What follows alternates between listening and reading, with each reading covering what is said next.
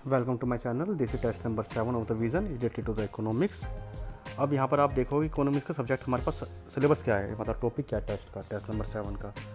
तो सिंपल सा सिलेबस है इसका, मैं आपको डिस्कस कर लेता हूँ ताकि हम क्वेश्चंस करते हैं टेस्ट नंबर 7 के, तो आपको आसानी रहे और अपने जो आपके नोट्स हैं वो आप प्रिपेयर कर लें पहले से। तो पहला है नेशनल इनकम अकाउंटिंग, जिसके अंदर जीटीपी, जीएनपी, नेशनल इनकम, ठीक है, नेट नेशनल इनकम, इसके मेजरमेंट जो होता है वो देखना है।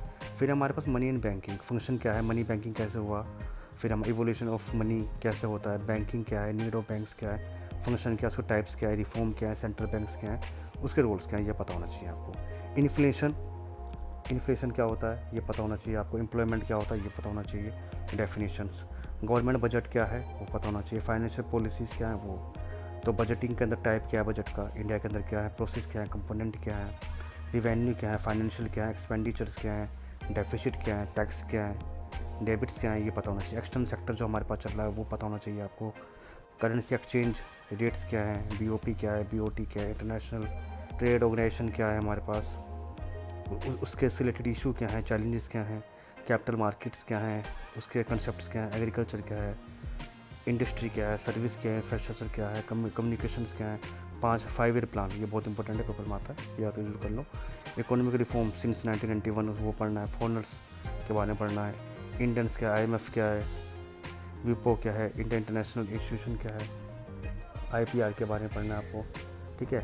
एग्रीकल्चर, नेशनल इनकम एग्रीकल्चर के लिए बहुत इंपॉर्टेंट टॉपिक है। मार्केट प्राइस क्या होता है, फैक्टर प्राइस क्या होता है, एनएनपी क्या होता है, एनटीपी क्या होता है, पेमेंट्स क्या होती है, नेशनल इनकम्स क्या होती हैं, ठीक है। फैक्टर अफेक्टिंग नेशनल इनकम्स क्या है वो देखना है आपको। फैक्टर इनकम्स क्या है, मेजरमेंट ऑफ नेशनल इनकम्स क्या है, वैल्यू एडेड मेथड्स क्या है, इस पर लास्ट टाइम क्वेश्चन पेपर में आता है। बेस ईयर क्या होता है, जीडीपी फैक्टर्स क्या होता है, डिबेट्स क्या होती हैं, ठीक है।